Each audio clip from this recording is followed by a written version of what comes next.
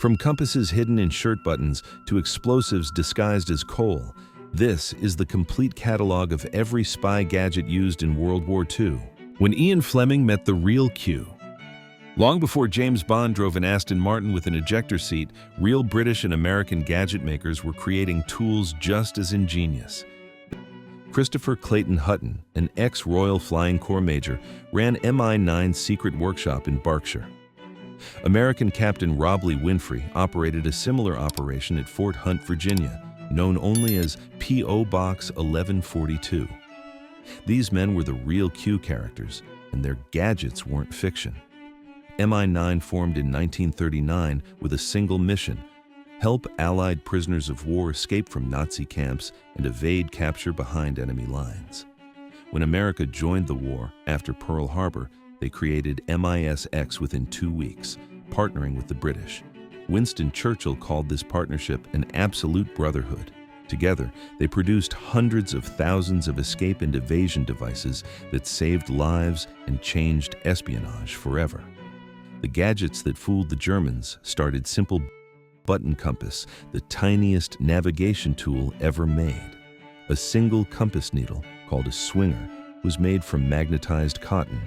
It swung north and could be concealed inside military brass buttons, collar studs, or even cigarette cases.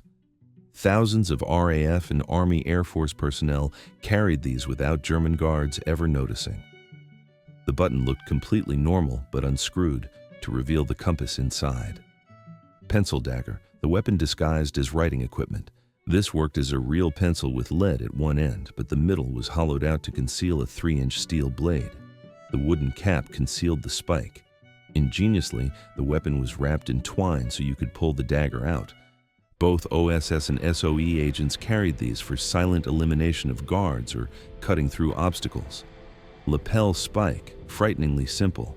This 3.75-inch blued steel spike hid in a jacket lapel until needed. You could silence enemy guards or slash vehicle tires. It was purely utilitarian, designed for one purpose: killing quietly. Fountain pen blade, the executive's weapon. Fountain pens could hide maps or compasses, but some concealed 3-inch steel blades. Used for both assassination and sabotage, some versions even functioned as real pens. You could sign documents, then kill the person who gave them to you. The disguised explosives nobody expected: coal torpedo, the Confederate invention that survived decades. Captain Thomas Edgeworth Courtney created this during the American Civil War. It was a hollow iron casing shaped and painted to look exactly like coal. The idea was simple. Enemy workers would shovel it into furnaces where it would explode. The British War Office originally rejected the concept, but both OSS and SOE used modified versions throughout World War II. German commandos who landed on Long Island during Operation Pastorius carried plastic explosives shaped as coal for sabotaging American power plants. Double Agent Eddie Chapman, codenamed Agent Zigzag, received coal bombs to sabotage the merchant ship city of Lancaster. The beauty of the design was its simplicity. It looked so ordinary that nobody examined it. Rodent bombs, possibly the most disturbing weapon ever conceived. These were dead rats filled with explosives. The plan was to place them near German boilers. When workers tossed them into furnaces, massive explosions would result. The Germans discovered the plan before it succeeded. But here's the brilliant part. The discovery worked even better than the actual bombs. Germans became so paranoid about rat bombs that they refused to touch any dead rats, letting them rot and spread disease throughout facilities. Then came the escape tools hidden in plain sight, playing card maps, genius in layers. The U.S. Playing Card Company and British intelligence created special decks where maps were hidden between the thin layers forming the card faces. When soaked in water, the cards peeled apart easily, revealing silk escape maps of Europe or Burma. Over 400,000 maps were disguised this way. 17,000 Allied escapees used them. The Germans never caught on because the cards looked and played completely normally. Monopoly maps and money, the ultimate care package. Special edition Monopoly games arrived at POW camps with subtle red dots on free parking. These marked games contained compasses, tools, silk maps, and real banknotes hidden under the fake game money. The Germans allowed board games under Geneva Convention rules, never suspecting they were loaded with escape equipment. The manufacturer's involvement wasn't revealed until 1990, 45 years after the war ended. Cribbage board tools, another favorite hiding spot. These wooden boards unscrewed to reveal compartments loaded with hacksaw blades, wire cutters, and compass needles. Guards examined them, saw a simple game board, and passed them through. Chess game contraband, marked for insiders. Not every game contained escape tools, which made German inspection nearly impossible. If the Ajax chess game cover mentioned patent applied for, Allied prisoners knew it likely concealed maps or forged documents. The Germans would need to destroy every game to find the contraband, which they couldn't do under Geneva Convention rules. Domino maps, small but effective. Dominoes made perfect map containers because they were tiny ivory pieces unlikely to attract attention. You could lay 3 domino-sized maps against each other to show entire regions of Europe. A pair of 3 World War II dominoes sold for $2,300 at a British auction in 2022. If you're fascinated by the ingenuity behind these covert tools, subscribe for more incredible stories from the shadows of history. Now let's look at the equipment that kept spies alive. Suitcase radio, the lifeline behind enemy lines. SOE agent Noor Inayat Khan operated a Mark II suitcase radio in occupied France, transmitting coded messages to London. But here's the problem. It weighed 30 pounds, almost a third of her body weight. It contained a 70-foot antenna she had to discreetly unfurl in the field. Getting caught with one meant immediate execution. The British Type A Mark III and American SSTR 4 and 5 models were rugged, reliable, and could transmit up to 500 miles using high-frequency Morse code. They were literally suitcase-sized, designed to look like ordinary luggage. Biscuit tin radio, even more cleverly disguised. SOE teams hid complete radio sets inside 2-pound Huntley and Palmer biscuit tins. These were parachuted to French resistance fighters in 1944. You could carry one through a German checkpoint, and guards would just see you carrying cookies. Invisible ink matches for emergency communication. Double Agent Eddie Chapman carried a matchbox containing one match specially adapted for writing secret messages. The chemical on the match head left invisible, writing that could only be revealed through specific chemical treatment in London. The forged documents that created new identities, pocket litter, the details that sold your cover story. If you're an American pretending to be French, you need more than language skills. You needed matches from local restaurants, receipts from French shops, travel tickets, cinema stubs, everything a real French citizen would carry.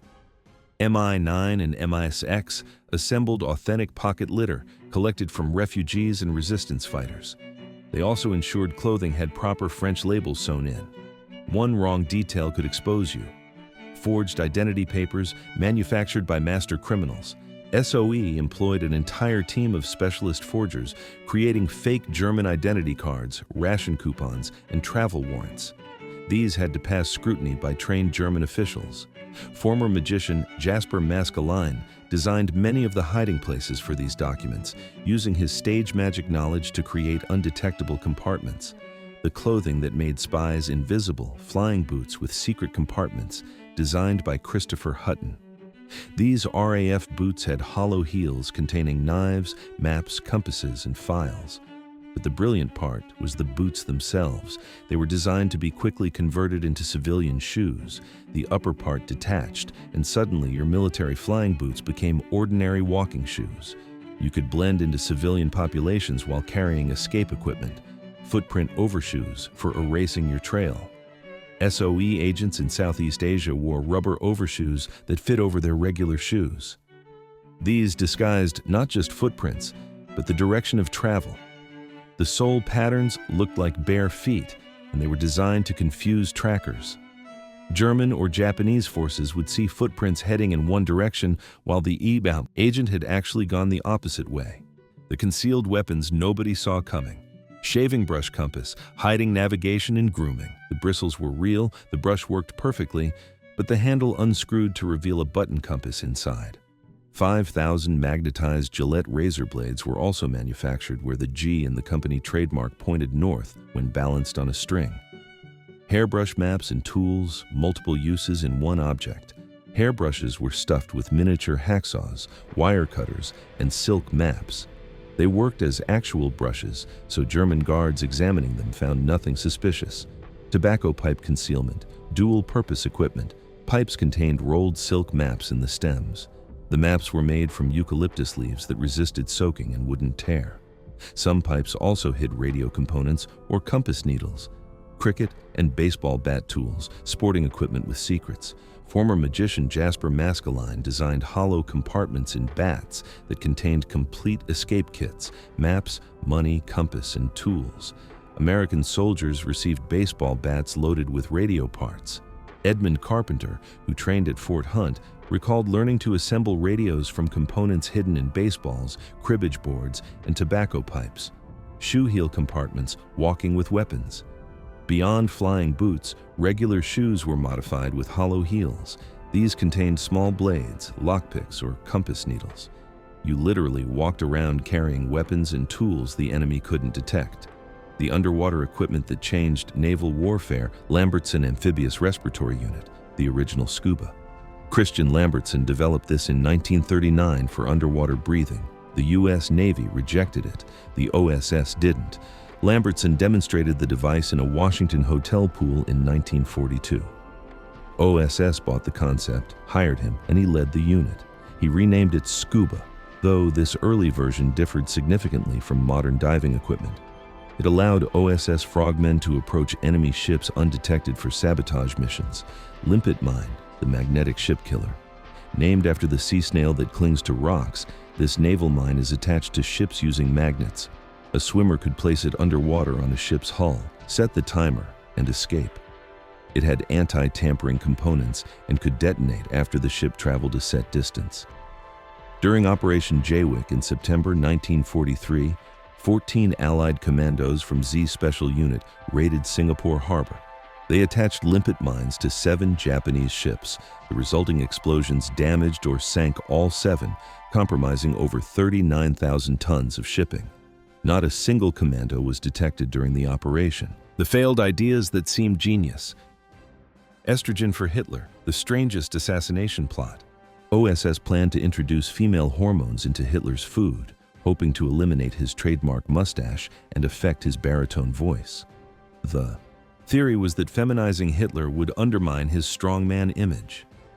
The plot never progressed beyond planning stages because getting access to Hitler's food proved impossible. Flower bouquet mustard gas, death disguised as a gift. Another plot involved hiding capsules containing mustard gas in flower arrangements delivered to German High Command headquarters. Opening the flowers would release the gas, causing blindness. Security protocols made delivery impossible. Synthetic goat dung with anthrax, Project Capricious. In 1942, planners proposed creating fake goat droppings loaded with anthrax. Using flies as vectors, they hoped to infect German troops in Spanish Morocco, preventing Spain from joining Axis powers. The project was abandoned as impractical and potentially uncontrollable. The chemical warfare agents that actually worked. Truth serum cigarettes, the interrogator's dream. Cigarettes laced with tetrahydrocannabinol acetate, extracted from Indian hemp, worked similarly to morphine. The OSS used it as a non-lethal incapacitating agent during the Edgewood Arsenal experiments. When given to someone, the cigarette brought uncontrollable chattiness, making interrogation easier. Subjects became relaxed and talkative, revealing information they normally wouldn't share. L-pills, the suicide option. These cyanide capsules were hidden in necklaces, rings, or false teeth. Captured agents could bite down and die within seconds rather than face torture and reveal secrets. Many SOE and OSS agents carried them, though few actually used them. The psychological comfort of having an escape option was almost as valuable as the pill itself. The communication systems that coordinated resistance, S-phone, for guiding aircraft. This short-range system allowed SOE agents on the ground to direct Royal Air Force aircraft toward drop zones. When supplies or personnel needed delivery, agents used S-phones to talk pilots down to exact locations. The system had limited range but was far more precise than visual signals. Joan Eleanor System, the breakthrough in air-to-ground communication. Developed by OSS in the war's final 2 years, this very high-frequency radio let ground operators talk directly to aircraft crews. Unlike Morse code suitcase radios, Joan Eleanor allowed voice communication. Special operations aircraft could receive real-time intelligence updates from agents below. BBC-coded broadcasts, mass communication disguised as entertainment. Radio Padres forces and other BBC programs broadcast seemingly innocuous messages that contained coded instructions to resistance networks. A phrase about the weather might signal an upcoming airdrop. A music request could trigger sabotage operations. Millions of Europeans listened, but only resistance fighters knew which messages mattered. The gadgets that created legends. Cigarette lighter camera for documenting everything. MI9 issued these to RAF aircrew and SOE agents. They worked as actual lighters, but contained miniature cameras that could photograph documents, installations, or personnel. The quality wasn't perfect, but it was good enough for intelligence work. Matchbox camera, even smaller. Some cameras were so miniature they fit inside matchboxes. You could photograph documents by placing the matchbox on the table near papers, striking a match for light, and the camera captured the image. Guards seeing someone light a cigarette would never suspect photography. Exploding briefcase for destroying documents. Some briefcases contained explosive charges triggered by opening them incorrectly. If captured with sensitive documents, a wrong combination or forced entry would destroy everything inside, along with whoever tried to open it. Hollow key with compartments, multiple uses. Iron keys that unscrewed revealed inner compartments for carrying secret messages, compass needles, or poison capsules. You could carry them openly on a keyring because they looked completely ordinary. The legacy that inspired fiction. By war's end, these programs had achieved remarkable success. MISX expanded into the Pacific Theater, where 12,000 American soldiers and airmen escaped and evaded capture using similar methods. Both MI9 and MISX destroyed most evidence of their ultra-secret programs. Fort Hunt documents were burned, buildings dismantled, but the stories survived in biographies and government archives. Ian Fleming served in British naval intelligence during the war. He met Christopher Hutton and Charles Fraser Smith, the real gadget makers. When Fleming created James Bond novels after the war, he based Q directly on these men. The difference was that Bond's gadgets were exaggerated fantasy. The real gadgets were practical, ingenious, and actually saved thousands of lives. The playing card company never billed for their services. Gillette Razor Company manufactured 5,000 magnetized blades and asked for nothing. R.J. Reynolds Tobacco Company fitted crystal radio receivers in cigarette packages for free. These corporations understood they were fighting fascism, not making profit. Their contribution was as vital as the soldiers who used the equipment. From button compasses that fit in your palm to limpet mines that sank battleships, from forged papers that created new identities to radios that connected resistance networks. These weren't gadgets from a spy novel. They were tools of survival, weapons of resistance, and instruments of liberation.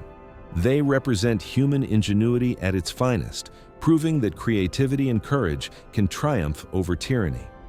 If this journey through real spy history amazed you, hit that like button and tell us in the comments which gadget you found most ingenious.